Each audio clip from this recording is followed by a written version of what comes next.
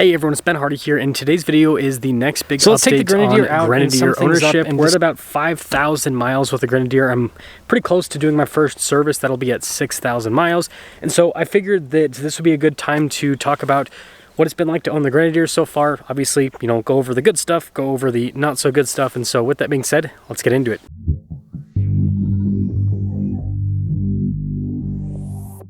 Now, this is not going to be any particular order. We're just going to kind of go over different parts of the car and talk about things. So first off is the looks. Now, after owning a car for quite some time, sometimes you can get bored of the looks, right? It looks really cool initially, but then after you see it every single day, it kind of, you know, gets boring. Not the case with the Grenadier. I love how this looks. I think it would look really cool if I got one of the brush guards. They don't offer those in the US market, so hopefully I can figure out a way to get one of those. But outside of not having a brush guard, which has some practical use here too, I love how this thing looks. Now, the next thing I've really liked is the tire and wheel setup I've been able to do. So this is on stock suspension. Tires are 285 by 70 by 17, black Rhino wheels. So they've got still a positive offset, but they're more close to neutral than the stock steel wheels. They're still heavy and loud like the stock steel wheels. But either way, I love the stance of this thing. I mean, look at this. It looks so good. I think this is the tire and wheel setup to do because there's no modification, right? You're literally just putting different tires and wheels on. You're not lifting it or anything like that. And it has great ground clearance and it looks good, and you don't have to worry about the reliability issues that could come with lifting it. And I guess while we're talking about off-road stuff and all of that, love the angles of this car. It's so good off-road. This is like the best off-road car ever, pretty much. I mean, there's really good cars out there like the 200 series Land Cruiser there in the back, but this thing is just so capable with off-roading. Now, the next thing that's been pretty handy is this whole setup here in the back. It's not standard equipment, but it's a cool option. Now, this half door has been great. If you ever tow a trailer with the Grenadier, you can still access the cargo area because you got the half door, and then the full door obviously adds way more practicality. I've got these because I'm moving some stuff today. That'll be in another video, maybe. I'll see what happens with that. I've got a lot of animals now, but I've also liked this. You can see it's kind of dirty right now, but super easy to clean the interior. Again, really dirty all over. Basically just wipe it down. It's really nice, so I've also liked that as well. And I like the closing actuation with this door. It just feels super sturdy with it. And here's the rear view. This is the part of it, the Grenadier, that I didn't like as much. Sorry, I'm like horrible with the lighting here. But it's actually grown on me, and I really like this angle on the Grenadier now. And I think that a big part of it is probably the fact that I've got the bigger tires that kind of just gives it a cooler stance from the rear. Now, something that definitely takes getting used to with the Grenadier is the door system, so pressing it in. A lot of people that I show this car to, they just try to like pull, and then they're like, oh, you actually have to click the button in. And because this doesn't have keyless entry, you have to pull the key fob out of your pocket and then unlock it every single time. So some people might get annoyed with that. I don't really care. I've gotten used to it. Again, all the rest of the surface is easy to clean. I still stand by my statement with these seats. These leather seats are really nice. They're easier to clean than the cloth seats, but I would still get the cloth seats if I, you know, had custom ordered my own. And speaking of custom ordered, this one was ordered with the Safari windows, and I think I'm sold on them at this point. They're really cool.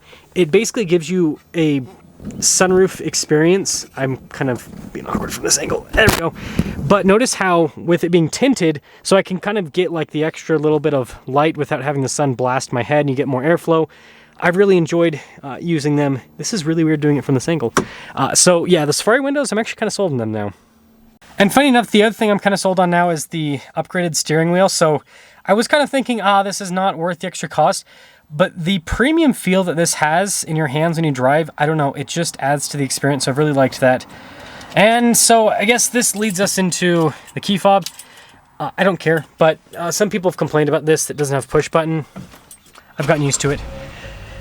Now we still have the check engine light that comes on every so often.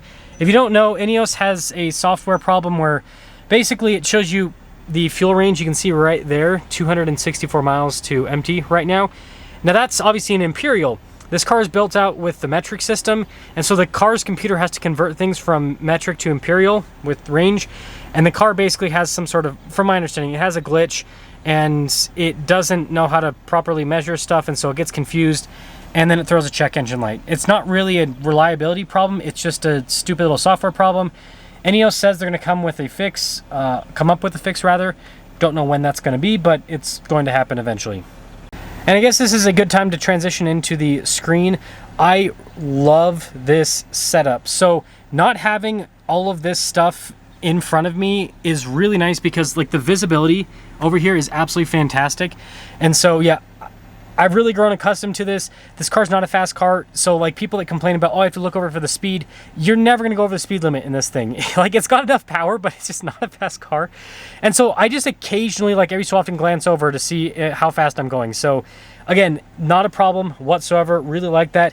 Really like this whole physical button stack. And I've loved the whole four-wheel drive system. Basically getting it into four-wheel drive is really fun with the little ball shifter. Very tactile feel rather than the little dials that you have in a lot of cars, like our 200 series that has a little dial to get into four-wheel drive low, which is cool, but it's not as cool as, you know, you've got this like kind of, you know, shifter that's fun to use.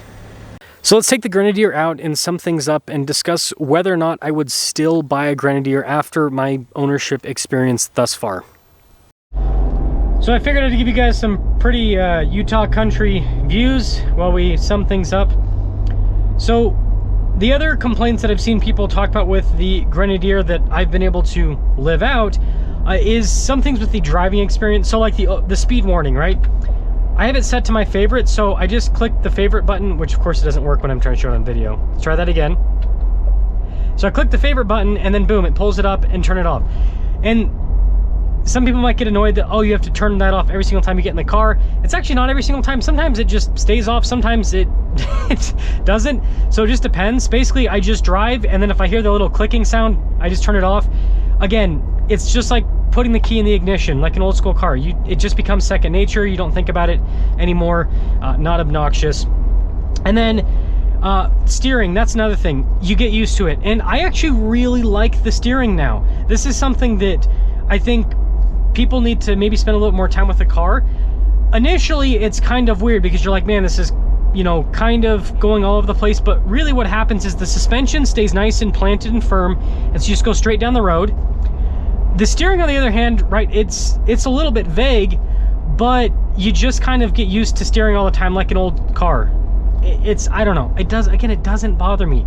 It's like all these things are complaints of luxury, and this car was never about luxury. It's about off-road capability. And something that's really shown me how good the Grenadier is me reviewing older cars, specifically older off-roaders. So I reviewed a 1995 Defender. I haven't posted that video yet, but that car drove like complete garbage. I'm serious. Like, I know some people get offended. They look really cool, and it's capable off-road. But the steering was horrid. It was absolutely horrible, and it was super slow. And after driving that, I will go, this is the target audience for the Grenadier. There's a lot of people that are taking old Land Cruisers, they're taking old Defenders, they're taking old G-Wagons and, you know, modifying them and trying to turn them into something like this. And it's like, you have to deal with reliability issues. Land Cruiser maybe not so much, but Defender definitely. You have to deal with reliability issues. They're extremely expensive, and they drive like crap. Like, you could not daily drive them, whereas this you can daily drive. And so the Grenadier gives you retro looks, tons of off-road capability, and in a package that's daily drivable. Now, is it as luxe as, you know, some other new cars in the market? No, it's not. But it has so much character. And so would I do it again? Yes. I you know, from my take as someone who reviews cars for a living, and I know people always get offended when I make like big statements because they're like, you're not a real car reviewer, you don't know what you're talking about. I would say that the two cars that I like more than anything else, 200 series Land Cruiser and the Ineos Grenadier. I think those are the two best cars that have ever been made. I know it's a bold statement, but the 200 series, super comfortable, super capable, and got a great V8. It's such a good car all around. And same thing with the Grenadier. They're both really well built, and they drive amazingly well, and they both have character in their own way. And so I just don't think that there are any other cars that just continue to excite me. Like, there are cars that, you know, driving them for a minute, they're a little bit of a thrill, but every single time I drive the 200 series, every single time I drive the Grenadier, it feels so nice. It's kind of like that, it's like you're going back home in a way. So I know, I think that Ineos did a really good job, and I'm excited to see what the next 5,000 miles are like. Hopefully I can have the next 5,000 miles without the stupid software check engine light. But even if that is the case, this has been a really, really fun car to own, and yes, I would buy another one.